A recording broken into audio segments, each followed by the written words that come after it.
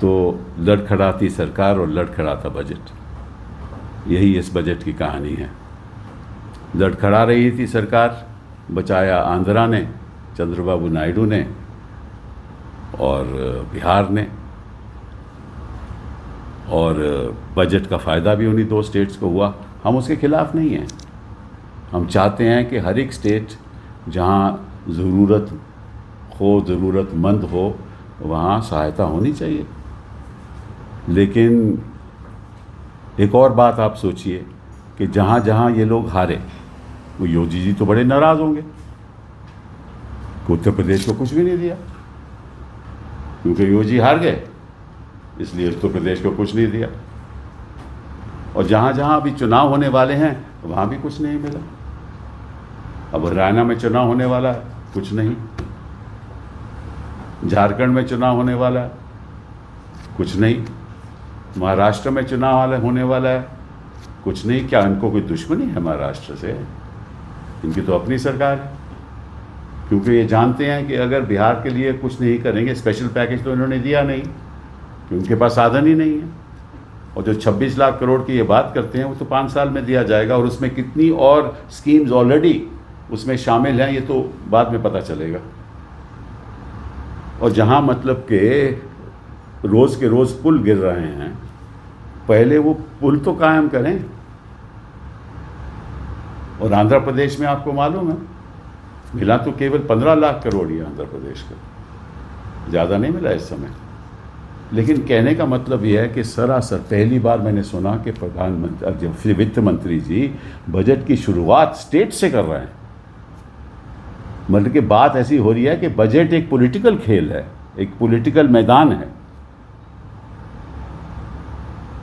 ये एक हिंदुस्तान की आर्थिक भविष्य के बारे में है, उसके बारे में तो इन्होंने सोचा ही नहीं। अगर सोचते तो जो उन्होंने किया है, कांग्रेस पार्टी का मैनिफेस्टो पढ़ के ये नहीं करते। क्या उन्होंने किया है? और साथ साथ में इन्होंने ये भी मान लिया, क्योंकि अब ये अच्छे दिन की बात नहीं करते। 10 साल हो गए, इनको मालूम है कि 10 साल के बाद तो अच्छे दिन आए नहीं। अब उस बात को दोहराना क्या है? ये मान गए कि जो किसान हैं उनके लिए उनको राहत चाहिए, ये मान चुके हैं। अदरवाइज़ वो ऐसी स्कीम नहीं लाते। और साथ साथ में ये भी मान गए कि जो आर्टिफिशियल इंटेलिजेंस है, वो मैं कितने सालों से बात कह रहा हूँ, कई प्रेस कॉन्फ्रेंसेस मैंने ये बात कही कि आर्टिफिशियल इंटेलिजेंस के द्वारा हमारा रोज़गार पे बहुत बड़ा असर पड़ेगा। आज ये बात मान गए, लेकिन 10 साल के बाद माने। मैं समझता हूँ कि पहली बार हिंदुस्तान के इतिहास में एक सरकार जो 10 साल में दिल्ली बैठी है, 10 साल में भी उन्होंने जो डिमांड है, डोमेस्टिक डिमांड, प्राइवेट इन्वेस्टमेंट, उसका कुछ नहीं कर पाए। पिछले 10 साल में इनको मालूम है कि आर्थिक स्थिति हिंदुस्तान की बदतर से बदतर हो रही है, कोई प्राइवेट सेक्टर इन्वेस्टमेंट करने वाला नहीं है, और इसलिए ये पब्लिक सेक्टर इन्वेस्टमेंट करते हैं ताकि लोगों को थोड़ा बहुत रोज़गार मिले। इसलिए ये इंफ्रास्ट्रक्चर पे इन्वेस्टमेंट करते हैं, इसलिए ये राहत देते हैं, पैसा देते हैं, लोगों को पैसा देते हैं। लोगों को कहते हैं आपके घर में, आपके अकाउंट में इतना पैसा पहुंच जाएगा, इतना पैसा पहुंच जाएगा। अरे उनको पैसे की क्या ज़रूरत है अगर वो अपने पैरों पे खड़े हो सकें? सरकार की जिम्मेदारी क्या होती है कि हर नागरिक को अपने पैरों पे खड़े होने की अहमियत होनी चाहिए, जिसको हम कहते हैं एम्पावरमेंट। और एम्पावरमेंट तभी होगा जब उनको आप साधन दोगे। तो मान गए ये किसान को हमने कुछ नहीं कर पाए, हमारे किसान के लिए 10 साल हो गए। साथ में ये भी मान लिए कि बेरोज़गारी हम उसको ख़त्म नहीं कर पाए। पहले तो मानते नहीं थे, कह रहे थे तो हमने कई करोड़ जॉब क्रिएट कर रहे हैं, आज मान गए। अप्रेंटिसशिप स्कीम जो कांग्रेस पार्टी ने अपनी दी थी उसको इन्होंने लागू कर दिया। जो भी सुझाव दिया था वो लागू कर दिया। प्रोडक्शन इंसेंटिव स्कीम वो भी लागू कर रहे हैं। मतलब कि इनको सरकार चलानी आती ही नहीं। अगर चलानी नहीं आती, 10 साल आप यहाँ सरकार में रह के आपकी जनता के साथ आप कुछ नहीं कर पाए, उनके लिए कुछ नहीं कर पाए, तो आप बैठे क्यों हो? किसी और को चलाने दो। क्योंकि हमें मालूम है कि कौन चला सकता है सरकार और कौन नहीं चलाता। ये जनता को भी मालूम हो गया कि ये सरकार नहीं चला सकती, और ये हारने वाले हैं पिछले अगले 3 प्रदेशों में। झारखंड में भी हारेंगे, महाराष्ट्र में भी हारेंगे और हरियाणा में भी हारेंगे। और किसानों के प्रति इनकी कोई हमदर्दी नहीं है। आपको याद होगा ये कहते थे कि कॉस्ट प्लस 2 कहते थे ना, क्या हुआ? आज के दिन वो भी नहीं कर पाए। ये कहते थे 2 करोड़ जॉब हम हर साल क्रिएट करते हैं, आज मान गए, और आज भी कह रहे हैं कि 2 करोड़ जॉब हम अब क्रिएट करेंगे। पिछले 10 साल में अब क्या कर रहे थे? इनका दृष्टिकोण केवल एक है कि जो आपकी स्टॉक मार्केट है उसमें से अपने लोग पैसा बनाएं, इनके अपने लोग पैसा बनाएं। और स्टॉक मार्केट में भी गिरावट आ गई आज, क्यों? इन्होंने लॉन्ग टर्म जो कैपिटल गेन्स है उस पर थोड़ा सा स्तर टैक्स का बढ़ा दिया, 10 से 12.5% कर दिया। शॉर्ट टर्म कैपिटल गेन में भी थोड़ा बढ़ा दिया, और उसका कोई फ़र्क नहीं पड़ता, क्योंकि मैं जो टैक्स देता हूँ मैं तो लगभग 33% 30% से ज़्यादा देता हूँ अपनी कमा कर।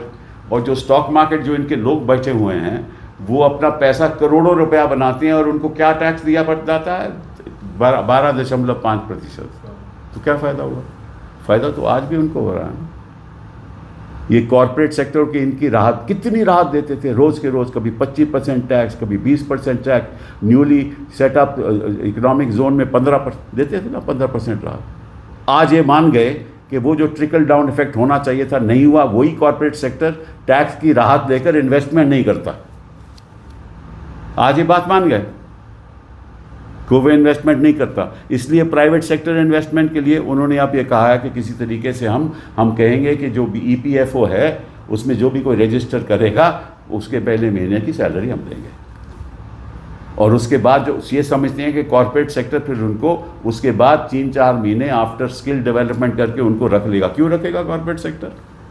किस लिए रखेगा कॉर्पोरेट सेक्टर? कॉर्पोरेट सेक्टर तो उसी को रखेगा जो ऑलरेडी स्किल्ड है। तो इनका कोई दृष्टिकोण है ही नहीं इस बजट में। ना ये पूरी तरह से पॉलिटिकल बजट है, ना ये पूरी तरह से हिंदुस्तान की आर्थिक व्यवस्था में कोई बदलाव लाना चाहता है, क्योंकि इनको मालूम ही नहीं, वित्त मंत्री को मालूम ही नहीं, प्रधानमंत्री जी को मालूम ही नहीं। इनको ये मालूम है कि किस तरीके से PMLA का इस्तेमाल करो, लोगों को अंदर करो। और अब इन्होंने क्रिमिनल लॉज लाए हैं ना, ये और दहशतगिरी फैलाएंगे, और ये इनके लिए इसमें ये एक्सपर्ट है। तो इनको देश चलाना नहीं आता, ये जनता समझ चुकी है। इसीलिए जो इनके परिणाम हुए हैं इलेक्शन में ये उसका दर्शाता है। अब मैं आपको सुझाव देने वाला हूँ, होना क्या चाहिए इस देश में। पहली बात, अगर आप स्किल्स देना चाहते हैं बच्चों को तो सारा शिक्षा का ढांचा आपको बदलना पड़ेगा। किस तरह से क्लासरूम में जो हमारे बच्चों को पढ़ाई दी जाती है उसका कैसे स्किल्स के साथ जोड़ा जाए, कैसी स्कीम्स लागू की जाए ताकि बच्चा पढ़े भी और स्किल डेवलपमेंट भी हो। इसलिए आपका सारा जो एजुकेशन स्ट्रक्चर है, शिक्षा का जो ढांचा है, उसको आपको बदलना पड़ेगा। आप स्किल्स नहीं ला सकते जब तक आप शिक्षा का ढांचा नहीं बदलोगे। और शिक्षा के ढांचे के बारे में एक अल्फाज नहीं है बजट, एक अल्फाज नहीं है। तो ऐसे ही पढ़ाई चलती रही और ऐसे ही BA history, BA honours, BA पास, BA ये और BA वो, इससे तो कोई रोज़गार बढ़ने नहीं वाला, क्योंकि नौकरियां हैं नहीं। BA हिस्ट्री करके आप कौन सी नौकरी लोगे भैया?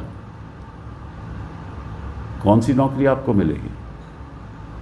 मतलब कि महाराष्ट्र में एक लोडर के लिए हजारों लोग सड़कों पे आ गए, एक एयर इंडिया के लोडर के लिए। ये तो इस देश की स्थिति है। उन्होंने भी BA किया होगा ना। और 47 लाख एप्लीकेंट हैं उत्तर प्रदेश में इंस्पेक्टर की जॉब के लिए। 60,000 इंस्पेक्टर की जॉब में से 47 लाख एप्लीकेंट हैं इंस्पेक्टर की जॉब के लिए। उन्होंने भी तो BA किया होगा ना। तो कहने का मतलब है, अगर इस देश में आपको सुधार लाना है तो ऐसे लोगों को सत्ता में बैठने का कोई हक नहीं है। इस देश में जनता समझ चुकी है, और जितनी जल्दी ये समझ जाएं कि जनता समझ चुकी है, उतना ही जल्दी बेहतर होगा और देश के हित के लिए होगा। इनको खुद ब खुद इस्तीफ़ा देना चाहिए और कहना चाहिए हमारे बस का नहीं है, क्योंकि वाकई में इनके बस का नहीं है।